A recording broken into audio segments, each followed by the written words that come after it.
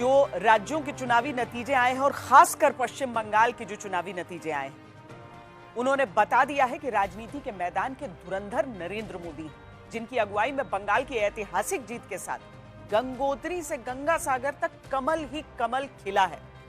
जहां प्रधानमंत्री कहते हैं कि सालों की साधना अब सिद्धि में बदली है, वो सिद्धि जिसके पूरा होते ही प्रधानमंत्री ने साफ कर दिया कि अब पश्चिम बंगाल की पहली कैबिनेट बैठक में ही घुसपैठियों के खिलाफ बड़ा एक्शन लिया जाएगा।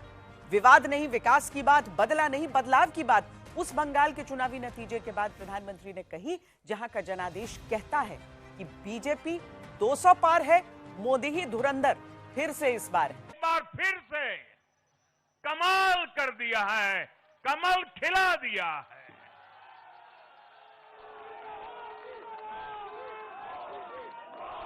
आपने नया इतिहास रच दिया है। बंगाल की पावन धरा पर आज एक नया सूर्योदय हुआ है। एक ऐसा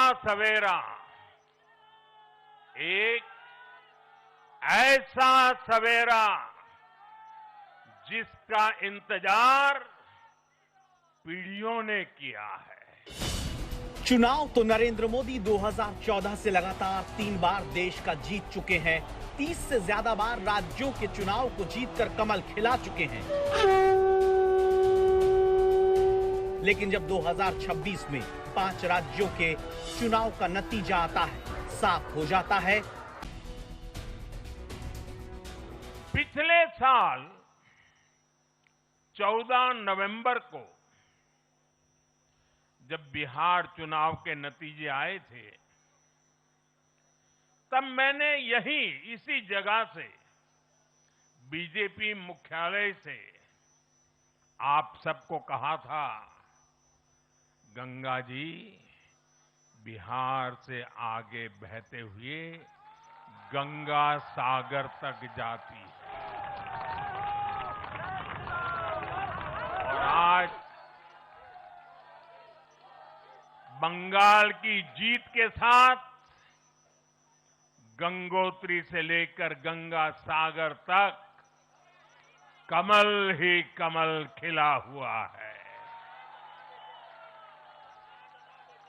उत्तराखंड, उत्तर प्रदेश, बिहार और अब पश्चिम बंगाल आज मां गंगा के इर्द गिर्द बसे इन राज्यों में बीजेपी एनडीए सरकार है। जिस चुनाव में बड़े बड़े पॉलिटिकल पंडित कहने लगे कि एग्जिट पोल कैसे बताऊं क्योंकि जनता खुलकर नहीं बोल रही, वहां नरेंद्र मोदी ने देश के पूर्वी राज्यों में बहती हवा को भांप लिया। खुलकर चुनाव प्रचार में कहते रहे, लिख कर ले लो, 4 मई को सरकार बीजेपी की होगी। ये पत्रकार मित्र भी मेरे शब्द लिख करके रखे, बंगाल की जनता भी मेरे शब्द लिख करके रखे। इस बार मैं जहां जहां गया हूं, मैं दावे के साथ कहता हूं, 4 मई के बाद बंगाल में बीजेपी सरकार बनना तय है।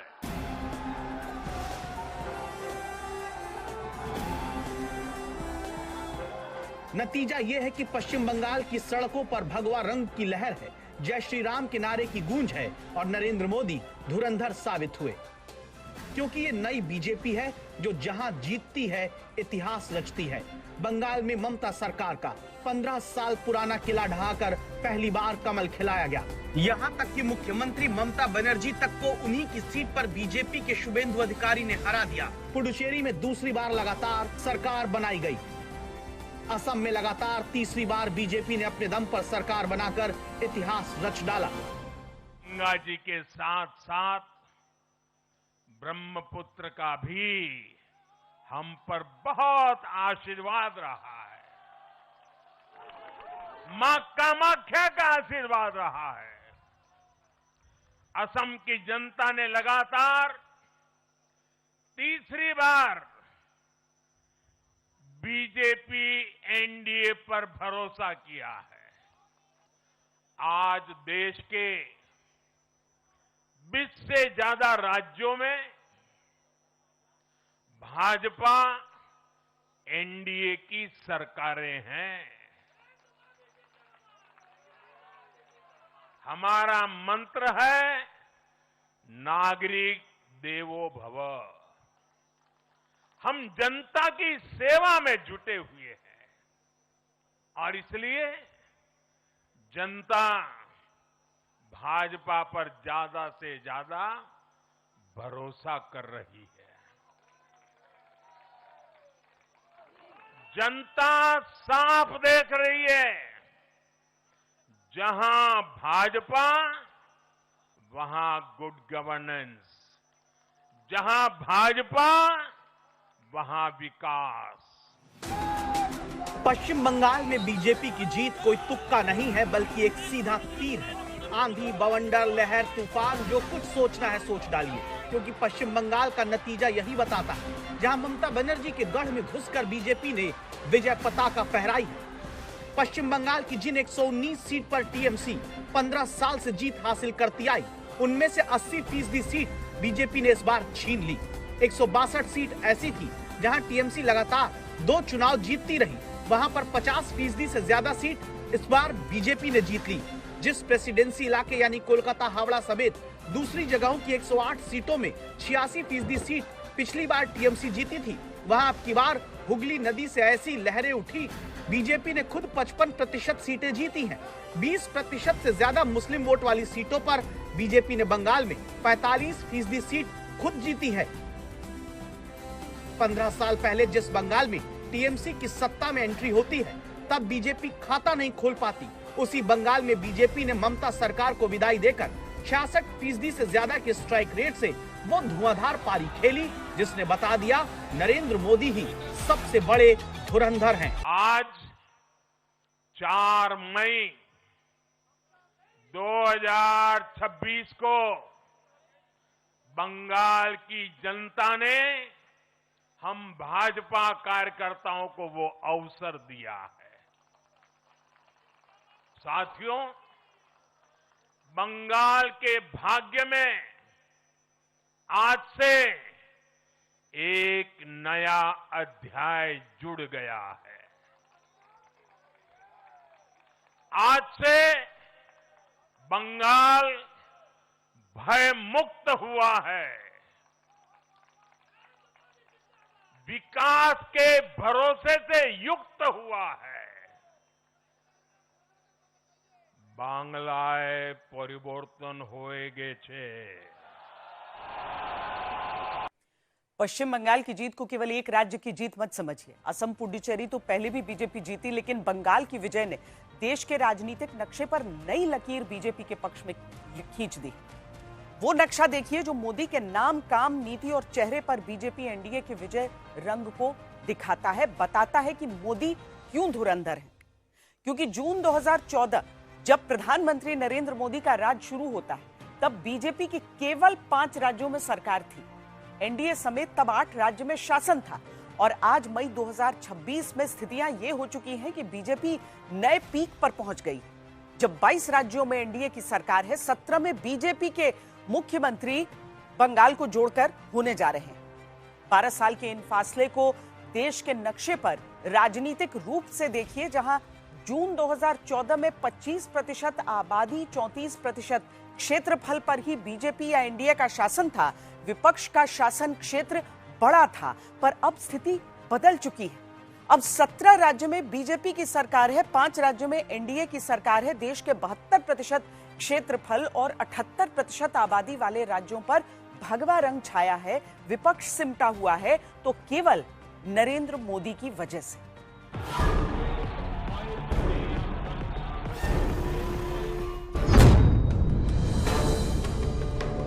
2 साल पहले चलिए, साल 2024 लोकसभा चुनावों के नतीजों के बाद मैं नरेंद्र दामोदर दास मोदी भले प्रधानमंत्री तब तीसरी बार नरेंद्र मोदी बने, लेकिन उन्हें यह कहना पड़ा, ईश्वर की शपथ लेता हूं। आपने देखा 2 दिन कैसा चला, जैसे हम तो हार चुके हैं, गए, सब चारों तरफ यही दिखता था।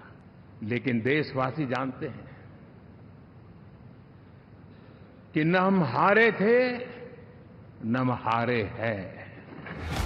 प्रधानमंत्री को इसलिए ऐसे बयान तब देने पड़े क्योंकि विपक्ष को लगा उसने बीजेपी को 240 सीट पर रोक लिया और अब आगे की राह नरेंद्र मोदी की मुश्किल भरी कर देंगे। कि इंडिया गठबंधन ने नरेंद्र मोदी को हमेशा के लिए साइकोलॉजिकली तोड़ दिया है, खत्म कर दिया है। साफ दिखता है कि वो जो पहले नरेंद्र मोदी थे वो आज नरेंद्र मोदी नहीं बचा है।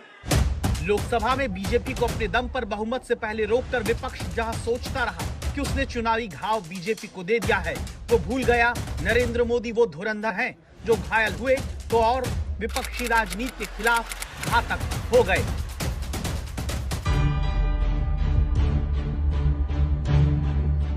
धुरंधर मोदी ने 2024 में मिली कुछ बाधाओं के बाद गियर बदल दिया। कह दिया अगर तुम लोगों के सियासी पटाखे खत्म हो गए तो मैं जीत का धमाका शुरू करूं। तभी तो एक के बाद एक राज्यों में क्षेत्रीय छत्रपों से लेकर कांग्रेस को नरेंद्र मोदी ने चित करना ही नहीं बल्कि विपक्ष को एकदम समेट देना शुरू किया। हरियाणा में कांग्रेस को हराया ही नहीं बल्कि इतिहास में पहली बार लगातार बीजेपी की तीसरी बार सरकार बनाई। सिर्फ तीसरी बार हमारी सरकार नहीं बनाई बल्कि हमें सीटें भी ज्यादा दी हैं। महाराष्ट्र में पवार उद्धव कांग्रेस के गठबंधन को हराया ही नहीं बल्कि 50 साल में किसी भी पार्टी प्री पोल अलायंस के लिए सबसे बड़ी जीत हासिल कराई। लगातार तीसरी बार महाराष्ट्र ने हमें विजयी बनाया।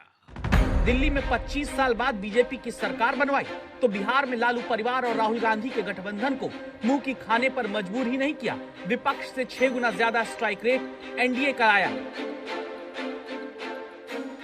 हमारे जितने विधायक चुने गए हैं कांग्रेस पिछले 6 चुनाव में 6 चुनाव में उतने विधायक जीत नहीं पाई। और अब तो धुरंधर नरेंद्र मोदी ने पूरब के सबसे दुर्गम किले पर बीजेपी का झंडा फहरा दिया है, जहां उन्होंने दिल्ली आकर चुनौती देने की सोचने वाली ममता बनर्जी को ही नहीं हराया बल्कि अगर 5 राज्यों के चुनावी नतीजों में देखेंगे तो बंगाल में 34 साल शासन करने वाला लेफ्ट 2 सीट पर सिमट गया। केरल में 10 साल लगातार शासन करने के बाद लेफ्ट के हाथ से आखिरी किला चला गया। बंगाल में 25 साल पहले शासन कर चुकी कांग्रेस को 2 सीट से आगे बढ़ने का मौका नहीं मिला। असम में कांग्रेस की अब तक की सबसे बुरी हार हुई, उसके सबसे बड़े चेहरे गौरव गोगोई अपनी सीट तक नहीं बचा पाए। पश्चिम बंगाल में 15 साल शासन करने वाली ममता बनर्जी की पार्टी की हार इस वक्त देश के सबसे बड़े क्षेत्रीय दल की बीजेपी के हाथों हार है। वहीं बीजेपी का स्ट्राइक रेट बंगाल में 70%, असम में स्ट्राइक रेट 80%, पुडुचेरी में बीजेपी गठबंधन का स्ट्राइक रेट 50% रहा और सरकार बन रही है। भाजपा ने जितनी सीटें जीती वो महज एक चुनावी आंकड़ा नहीं है, ये उस अड़िग विश्वास की हुंकार है जिसने डर, तुष्टीकरण और हिंसा की राजनीति को जड़ से उखाड़ फेंका है। आज से बंगाल के भविष्य की एक ऐसी यात्रा शुरू हो रही है जहां विकास, अटूट विश्वास और नई उम्मीदें कदम से कदम मिलाकर चलेगी। मैं आज हर बंगालवासी को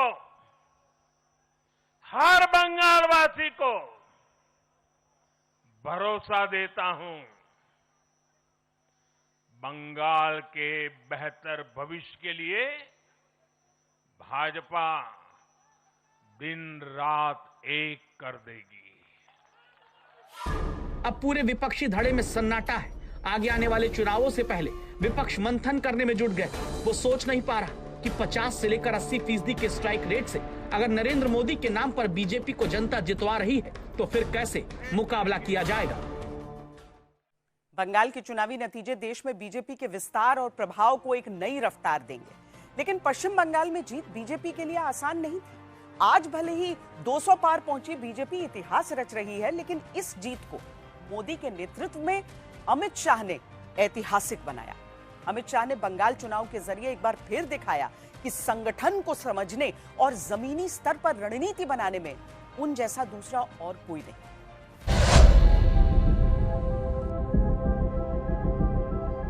ममता जी ने मीडिया के सामने एक छोटा सा सवाल किया कि अमित शाह कौन है, ऐसा पूछा था। दीदी अगर आप देख सकती है तो देख लीजिए, सुन सकती है तो सुन लीजिए, मैं अमित शाह हूं।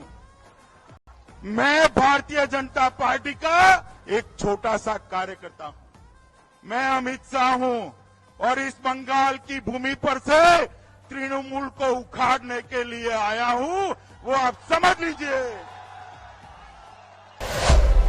यूं तो अमित शाह को खुद की तुलना आचार्य चाणक्य से करना पसंद नहीं, लेकिन भारतीय राजनीति में अगर किसी को चाणक्य कहा जा सकता है तो वो सिर्फ और सिर्फ अमित शाह ही होंगे, जिनकी राजनीतिक समझ का लोहा उनके विरोधी भी मानते हैं।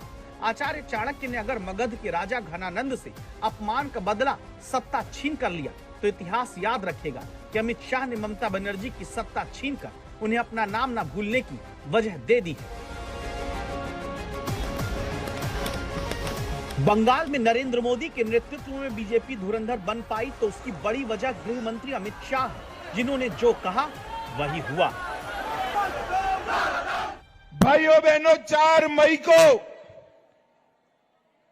सुबह काउंटिंग चालू होगी। 8 बजे बैलेट बॉक्स खुलना शुरू होगा। 9 बजे पहला राउंड, 10 बजे दूसरा राउंड, 1 बजे काउंटिंग समाप्त और बीबी दीदी टाटा गुड बाय। दीदी को टाटा बाय बाय करने का इतिहास अगर बीजेपी बना पाई है तो उसमें बहुत बड़ा रोल अमित शाह का रहा है। बंगाल की मुख्यमंत्री जी अफवाह फैला रही हैं कि बंगाल में अगर भाजपा का शासन आया तो बाहरी लोग शासन करेंगे। मैं दीदी को बताना चाहता हूं, दीदी बंगाल का अगला मुख्यमंत्री बंगाल में ही जन्म लेने वाला, बंगाली मीडियम में पढ़ा लिखा और बंगाली बोलने वाला होगा। इतना ही है कि आपका भतीजा नहीं होगा, वो भारतीय जनता पार्टी का कार्यकर्ता होगा। अगली सरकार बंगाल के ही भारतीय जनता पार्टी के कार्यकर्ता ने बनानी है। ये अमित शाह ही हैं जिन्होंने बीजेपी को जिताने के लिए बंगाल में खूंटा गाड़ रणनीति अपनाई, वॉर रूम में मोर्चा संभाला, पूरे राज्य के बूथों पर प्रबंधन, मतदान प्रतिशत और जमीनी फीडबैक पर नजर रखी। ममता बनर्जी क्या जीतेंगी या हारेंगी, क्या लग रहा है आपको? भवानीपुर से हम जीतेंगे। ये अमित शाह ही हैं जिन्होंने बीजेपी के कार्यकर्ताओं में ये भरोसा भरा कि तृणमूल कांग्रेस के किले को ढहाया जा सकता है। दीदी को टाटा बाय बाय कहना है, दीदी को टाटा बाय बाय कहना। आप सब दीदी को निकालने के लिए तैयार है क्या? अरे जोर से बोलो, तैयार है क्या? भाइयों बहनों, भारतीय जनता पार्टी ने संकल्प किया है कि 5 मई को भाजपा की सरकार बनने के बाद हम पूरे बंगाल और देश भर से घुसपैठियों को चुन चुन कर निकालने का काम करेंगे। बंगाल में बीजेपी के हिस्से ये जीत अचानक नहीं आई। इसके पीछे बीजेपी के चाणक्य कहे जाने वाले अमित शाह की लंबी प्लानिंग और सटीक रणनीति रही। 5 तारीख के बाद 7 बजे छोड़ दीजिए, 1 बजे छोटी बच्ची भी निकलेगी ना, कोई गुंडा नजर उठाकर नहीं, और किसी ने किसी ने हिम्मत करी तो दीदी कितना भी विरोध करो, मैं फिर से बोलूंगा, उल्टा लटका कर पूजा करेंगे। बंगाल में बीजेपी ने साल 2014 के बाद जोर लगाना शुरू किया। उस दौर में बीजेपी के संघर्ष की कहानी में शुरुआत में दो शब्दों पर जोर रहा, नजर और सब्र। यानी सियासी दुश्मन पर नजर रखो और सब्र से सही वक्त का इंतजार करो। साल 2014 से 24 के बीच बीजेपी बंगाल में मुख्य विपक्षी दल बन गई। साल 2021 तक बीजेपी का वोट शेयर 38% तक पहुंच गया। 2024 के लोकसभा चुनाव में भी ये वोट शेयर बरकरार रहा, जिसने बंगाल में बीजेपी की बुलंद इमारत की बुनियाद डाल दी। आज दीदी बड़ी नाराज हो गई मुझसे कि अमित भाई गृह मंत्री होकर गुंडों को धमकाते हैं। अरे दीदी, तो गुंडों को क्या प्यार करूं मैं? गुंडों को धमकाना चाहिए या नहीं धमकाना चाहिए? दीदी लोग बोलो, धमकाना चाहिए या नहीं धमकाना चाहिए? अभी तो सिर्फ धमका रहे हैं। सुधर जाओ वरना आपकी जगह जेल की सलाखों के पीछे है, जेल की सलाखों। 2024 के बाद 2026 के लिए बीजेपी ने अपनी रणनीति का गियर बदला। अपने मिशन के इस दूसरे दौर में हौसला, ईंधन और बदले पर जोर रहा। हौसला मतलब हिम्मत मत हारो, ईंधन यानी भावनाओं को ईंधन की तरह इस्तेमाल करो और बीजेपी कार्यकर्ताओं के बलिदान का बदला चुनाव में लो। ये बंगाल की भूमि पर हमारे 60 कार्यकर्ताओं की हत्या तृणमूल कांग्रेस के गुंडों ने करी है, तृणमूल कांग्रेस के गुंडों ने करी। इनके चेहरे पर तो मुस्कान उस दिन आएगी जिस दिन बंगाल में भारतीय जनता पार्टी की सरकार आएगी। एक तरफ अमित शाह अपने मिशन में आगे बढ़ते रहे, वहीं ममता बनर्जी की तरफ से अपमान की बारिश की जाने लगी। 4 তারিখ 12টার পরে কোন জল্লাদের কত ক্ষমতা আর কার দিল্লির বাবা কাকে বাঁচাতে আসে আমি 4 তারিখ দেখব। ऐसा जवाब देना है, करारा जवाब देना है कि 100 साल तक ये भाजपा वाले याद रखे। 100 साल तक ये जो मिट्टी है ना, ये सबका है, किसी का पिताजी का नहीं है, किसी का बाप का नहीं है, किसी का मामा का नहीं है, ये हमारा है। अमित शाह के बोल रहे हैं, अरे 23 तारीख को घुस जाना नहीं तो सबको सबक सिखाऊंगा। मैं उनको कह रहा हूं, भाई अगर हिम्मत होगा तो 4 तारीख बंगाल में रहना, सबक आपको जनता सिखा देगी। अमित शाह सबसे ज्यादा आगे थे, इसीलिए सबसे ज्यादा हमलों का शिकार वही हुए। इस हमले में उनका बीजेपी के चाणक्य का तमगा तक आ गया। अमित शाह एक बार ऐसा हारेगा उसको चाणक्य का टाइटल चला जाएगा। और अमित शाह के लिए हमारा एक रिक्वेस्ट है, अमित शाह फोर्थ में शाम में इधर रहना चाहिए कलकत्ता में। जो रहेगा तब हम सबूज जो अबीर है ना उसको टांग में हम बुलाएगा। कि आप कुछ भी कर लो, बंगाल में तृणमूल को आप वीक नहीं कर पाओ। सियासी हमलों के बीच अमित शाह अपने मिशन में डटे रहे और नरेंद्र मोदी के प्रधानमंत्री बनने के बाद अब तक का सबसे आक्रामक चुनाव प्रचार किया। ये अमित शाह ही हैं जिन्होंने ममता पर व्यक्तिगत हमला न करने की रणनीति बनाई। बीजेपी के अभियान को ममता सरकार के भ्रष्टाचार कमियों तक सीमित रखा। बाहरी का टैग हटाने के लिए स्टार प्रचारकों में स्थानीय नेताओं को जोड़ा। अमित शाह के नेतृत्व में बंगाल के कुल 82,000 बूथों में से 71,000 बूथों पर पार्टी ने अपनी सक्रिय उपस्थिति दर्ज कराई। इसके साथ ही पुराने काडर और हिंसा पीड़ित कार्यकर्ताओं के घर जाकर उन्हें फिर से सक्रिय किया गया। टॉलीवुड स्टार्स या बाहरी दागी नेताओं के बजाय अपने मूल काडर पर बीजेपी ने भरोसा जताने की रणनीति अपनाई है। बिहार, उत्तर प्रदेश और मारवाड़ी समाज से संपर्क बढ़ाकर उन्हें पार्टी के पक्ष में लामबंद किया गया। बंगाल की संस्कृति के केंद्र माने जाने वाले स्थानीय फुटबॉल क्लबों में बीजेपी ने अपनी पैठ बढ़ाई और भ्रष्टाचार, घुसपैठ, महिला सुरक्षा को मुद्दा बनाकर बीजेपी ने खुद को बंगाल में एक वैचारिक विकल्प के रूप में स्थापित किया। तो जिस बंगाल में 110 सीटों पर मुस्लिम आबादी 30% से ज्यादा है। लगभग 75 सीटों पर 40% से अधिक मुस्लिम वोटर हैं। वहां बीजेपी को बाकी सीटों पर मुकाबले में बने रहने के लिए बहुत शानदार स्ट्राइक रेट की जरूरत थी। मिशन भले असंभव था, लेकिन हौसला, ईंधन और बदले के मंत्र से बीजेपी ने असंभव को संभव करके इतिहास बना दिया।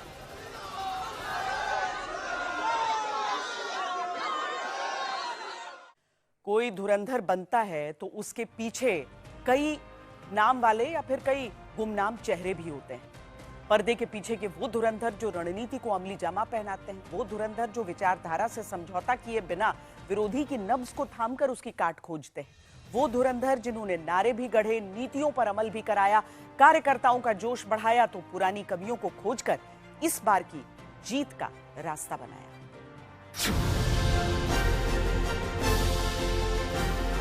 मैं आम तौर पर चुनाव में कभी भी आगाही नहीं करता हूं।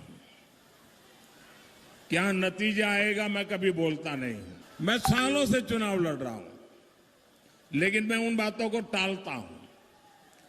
लेकिन इस बार जो भी मिलता है, छोटा सा व्यक्ति मिल जाए, घर में काम करने वाला व्यक्ति मिल जाए, सबको पूछे एक ही बात, इस बार बीजेपी की सरकार पक्की, इस बार बीजेपी की सरकार पक्की, सब कोई कह रहे हैं। ये सब देखने के बाद, ये सब सुनने के बाद और मेरे राजनीतिक अनुभव के आधार पर मैं कह रहा हूं, इस बार बीजेपी बहुत भारी बहुमत से सरकार बनाने जा रही। पश्चिम बंगाल में जीत के बाद प्रधानमंत्री नरेंद्र मोदी की हुई भविष्यवाणी की चौतरफा चर्चा हो रही है। और जब मैं भारी बहुमत से कह रहा हूं, मतलब कि पक्के विश्वास से कह रहा हूं, इस बार सरकार भारी बहुमत से बीजेपी की सरकार बनने वाली है। सब जानना चाहते हैं कि आखिर बीजेपी ने ममता बनर्जी को कैसे हराया, कैसे बीजेपी ने इतिहास बनाया। इस सवाल का जवाब बीजेपी का वो चक्रव्यूह है जिसे नरेंद्र मोदी और अमित शाह ने इन चेहरों की मदद से रचा और बंगाल में सियासी चमत्कार किया गया। धर्मेंद्र प्रधान, भूपेंद्र यादव, सुनील बंसल, विप्लव देव, ये बीजेपी के वो नेता हैं जिन्होंने मोदी शाह के नेतृत्व में ऐसी व्यूह रचना रची जिसमें टीएमसी की सारी सियासत फंसी की फंसी रह गई। नई बीजेपी की सबसे खास बात उसकी असली टीम का पर्दे के पीछे रहना है। बंगाल चुनाव में भी जिन नेताओं ने पर्दे के पीछे रहकर रणनीति को जमीन पर उतारा, वो चकाचौंध से दूर रहते हैं। इस फहरिस्त में बीजेपी की जीत के बाद झालमुरी खाते सुनील बंसल का भी नाम आता है, जिन्हें कुछ लोग बीजेपी की सियासत का सर्जन तक कहते हैं। साल 2014 के लोकसभा चुनाव और 3 साल बाद उत्तर प्रदेश में हुए विधानसभा चुनावों में बीजेपी की जीत में सुनील बंसल का रोल अहम माना जाता है। बीजेपी ने उन्हें इसके बाद ओडिशा की जिम्मेदारी दी, जहां पहली बार पार्टी ने अपनी सरकार बनाकर इतिहास बनाया। और अब सुनील बंसल ने यूपी ओडिशा वाला कमाल पश्चिम बंगाल में भी दोहराया। इस तरह सबसे मुश्किल राज्यों में जहां कोई सोच नहीं सकता था बीजेपी सरकार बना सकती है, वहां अमित शाह के करीबी सुनील बंसल ने पार्टी की जीत में अहम रोल निभाया, अपने नेताओं को जीत के दावे करने का भरोसा दिया। इतना गुस्सा है कि कई जिलों में टीएमसी का खाता तक नहीं खुलेगा।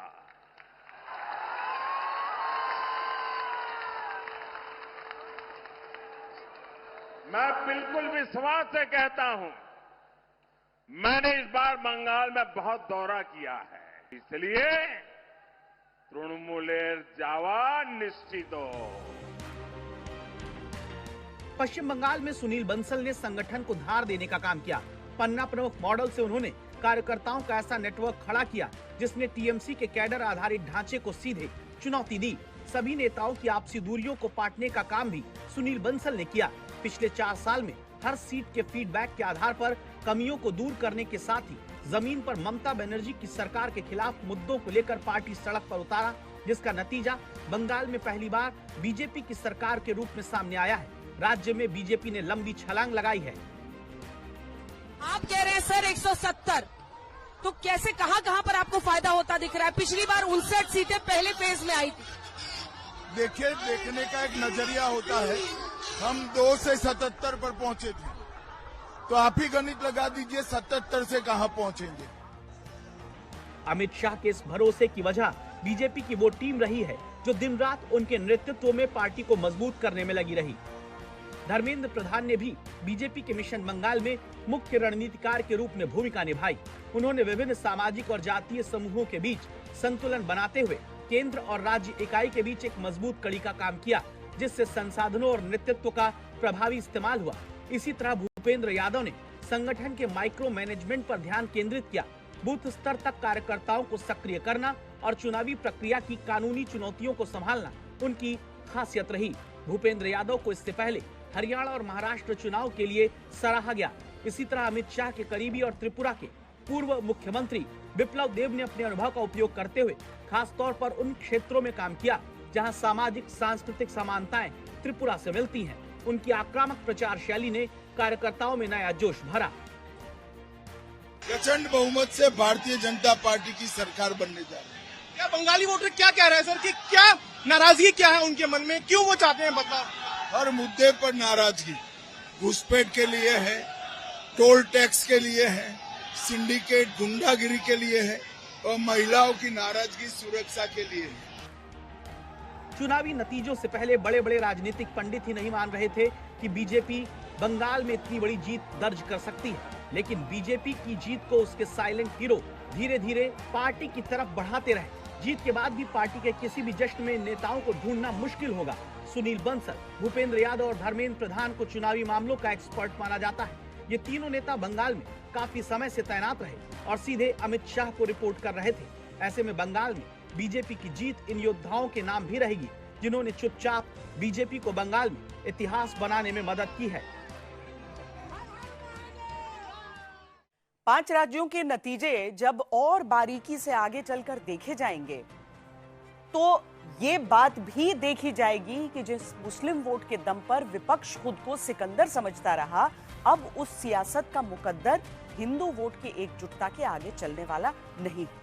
पश्चिम बंगाल और असम 2 राज्य जहां 30 से 35% मुस्लिम वोटर हैं, जहां एक तरफ बंगाल में ममता के जीते हुए 37% विधायक मुस्लिम ही हैं, जहां असम में कांग्रेस के 19 में 18 विधायक मुस्लिम जीते हैं, जहां बंगाल में लेफ्ट कांग्रेस के मुस्लिम उम्मीदवार ही खाता खोल पाए हैं, तब विपक्ष की मुस्लिम वोट की जमीन पर खड़ी सियासत के सामने बीजेपी हिंदू वोट धुरंधर साबित हो रही।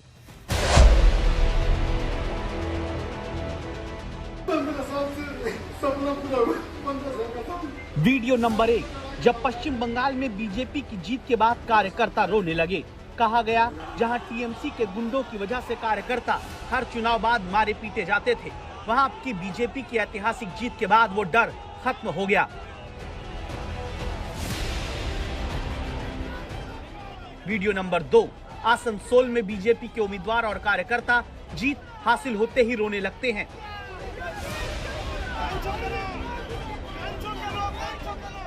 ये कहते हैं हर बार जीतने के बाद टीएमसी के लोग पीटते थे, हर चुनाव के बाद 15 दिन तक बाहर रहना पड़ता था, अब ऐसा नहीं होगा।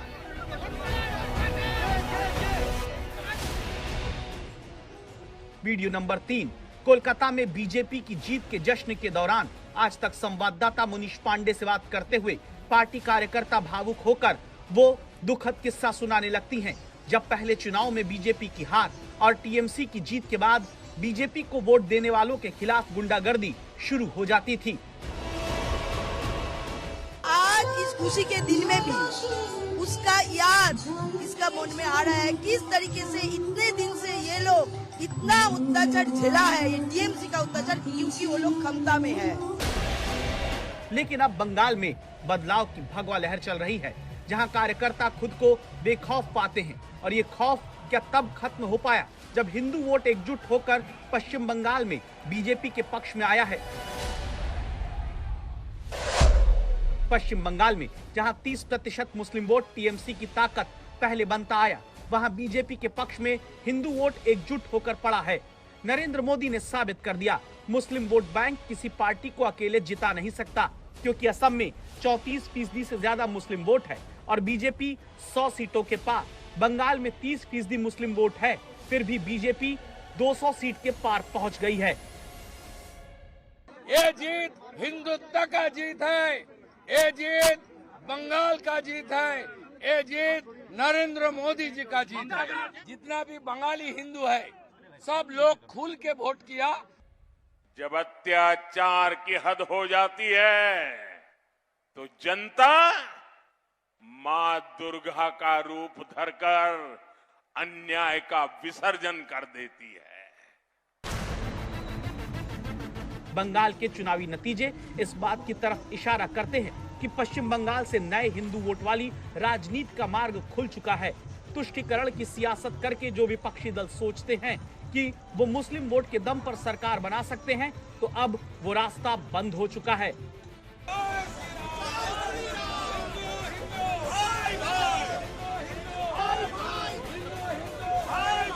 योगी जी का अद्भुत सभा थी, ऐतिहासिक रही। योगी जी की तूफानी सभा रही, बड़ी डिमांड थी योगी जी की, मतलब अद्भुत रहा, समावेश सभी का रहा। 2021 में मुस्लिम जहां 40% से ज्यादा हैं, ऐसी कुल सीट 62 है, जिनमें टीएमसी ने 59 सीटें जीती थी।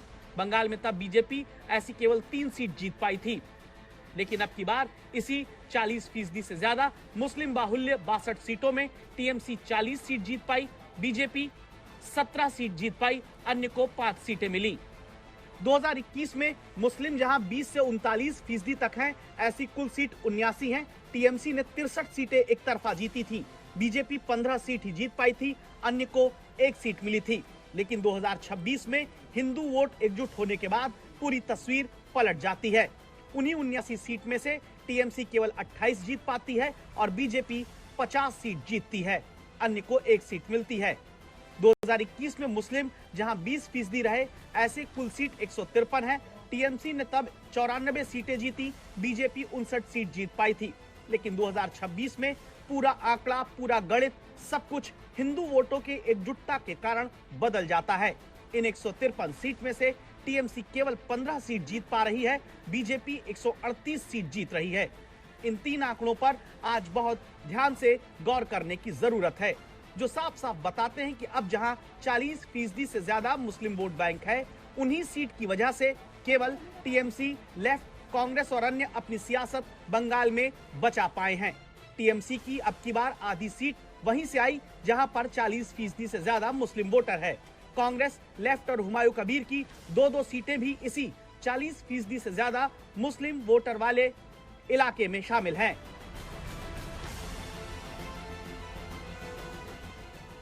और बाकी जहां 20 से 39% तक मुस्लिम वोटर पहले एकजुट होकर विपक्ष को जिता देते थे, बाकी हिंदू बट जाते थे, वहां हिंदू वोट के एकजुट होकर बीजेपी के पाले में आने से बंगाल का चुनावी नक्शा बदल गया है। बंगाल में अब महिलाओं को सुरक्षा का माहौल मिलेगा, युवाओं को रोजगार मिलेगा, पलायन रुकेगा। पहली कैबिनेट में ही आयुष्मान भारत योजना को हरी झंडी दिखाई जाएगी और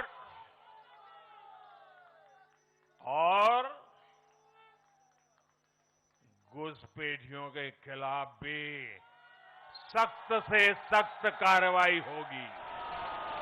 पश्चिम बंगाल की जीत में एक फैक्टर अब ऐसा भी है जिसको लेकर विपक्ष के माथे पर चिंता की लकीरें रहने वाली हैं। फैक्टर एक और एम का, यानी महिला फैक्टर, जो अब तक ममता बनर्जी को जीत दिलाता रहा, लेकिन अब महिला वोट के भी सबसे बड़े धुरंधर नरेंद्र मोदी साबित हो गए। व्हील चेयर पर बैठे ये बुजुर्ग तपन मलिक हैं, बीजेपी की असली शक्ति जो उसे बाकी पार्टियों से अलग बनाती है। ये तस्वीर विचारधारा के समर्पण का प्रतीक है। 1980 में हम पार्टी करने आए, जो टाइम में बीजेपी बोलने से सब कोई हंसता था, वहाँ से आज यहाँ है। कभी सोचा था आप लोगों ने कि आए? कभी नहीं। कभी नहीं। वो पल याद आता है दादा जब बहुत सारे कार्यकर्ताओं की जान गई पोस्ट वायलेंस में, एक नहीं हजारों कई कार्यकर्ता 100। जब बाबरी मस्जिद से वो देखते थे, घर में छुपा के वीसीआर देखते थे। बीजेपी बंगाल में अपनी विजय यात्रा की इसी कामयाबी का जश्न मना रही है। सवाल यह है कि दिल्ली में मछली खाकर ममता पर तंज करती बीजेपी क्या महिला वोट के दम पर ये कर पा रही है? क्या बंगाल में झालमुड़ी के साथ बीजेपी का जश्न बंगाल की माँ बेटियों के आशीर्वाद का नतीजा है? पश्चिम बंगाल के चुनाव से पहले तक महिलाएं देश भर में बीजेपी का साइलेंट वोटर मानी जाती रहीं। लेकिन पश्चिम बंगाल में बीजेपी जिस तरह 200 के पार पहुंची, वो बिना महिला वोट की एकजुटता के असंभव है। पिछले चुनावों में महिलाएं ममता बनर्जी के पक्ष में खुलकर उतरी, लेकिन इस चुनाव में महिलाएं तृणमूल कांग्रेस का साथ देती नहीं दिखी हैं। ममता बनर्जी ने महिलाओं के लिए लक्ष्मी भंडार और स्वास्थ्य साथी जैसी योजनाएं लागू की थी। युवाओं के लिए युवा साथी योजना के तहत 1,500 रुपए महीने देने का ऐलान किया था, लेकिन तृणमूल कांग्रेस की तुलना में बीजेपी की योजनाएं जनता को ज्यादा लुभा गयी। बीजेपी ने महिलाओं को 3,000 रुपए देने और बसों में मुफ्त यात्रा का वादा किया। महिलाओं ने इस वादे पर भरोसा किया। मैं देख रहा हूँ बंगाल की नारी शक्ति 21वीं सदी के बंगाल की नई गाथा लिखने जा रही है। बंगाल की हर महिला कह रही है, अब नहीं सहेंगे, टीएमसी सरकार बदल कर रहेंगे। ममता की विदाई में आरजीकर रेप केस की वजह से महिला सुरक्षा के बड़े मुद्दे ने अहम रोल निभाया, जिसने मध्यम वर्ग का भरोसा ममता सरकार से खत्म कर दिया। बीजेपी ने इस मुद्दे को प्रमुखता से उठाया, महिला सुरक्षा का भरोसा दिया, यहां तक कि आरजीकर रेप केस की पीड़िता की मां को टिकट देकर चुनाव मैदान में उतारा। जब बंगाल की बेटियां न्याय मांगती है तो टीएमसी की निर्मम सरकार बेटियों को एक ही बात कहती है, रेप से बचना है, जिंदा रहना है तो घर से बाहर ही न निकलो। टीएमसी के गढ़ पानीहाटी सीट से आरजीकर रेप मर्डर पीड़िता की मां और बीजेपी उम्मीदवार रत्ना देवनाथ का आगे चलना ये बताता है कि महिलाओं की सुरक्षा के मुद्दे ने इस चुनाव में अहम रोल निभाया है। आशावादी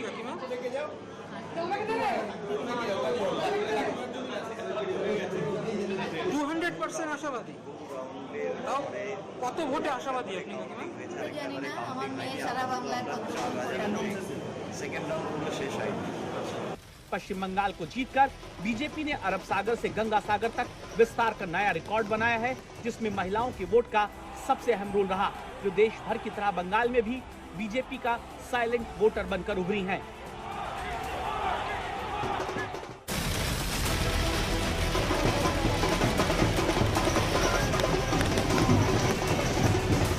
देश की जनता का अटूट समर्थन हमारे नेता, हमारे प्रधानमंत्री नरेंद्र मोदी के प्रति है।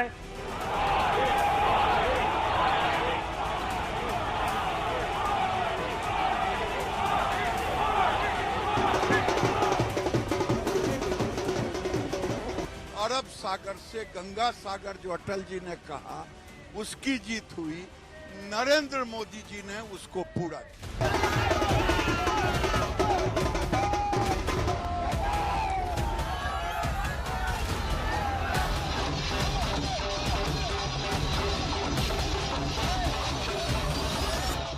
जीत के धुरंधर पर हमारी इस खास पेशकश में अभी के लिए इतना ही। देश और दुनिया की बाकी खबरों के लिए देखते रहिए आज तक।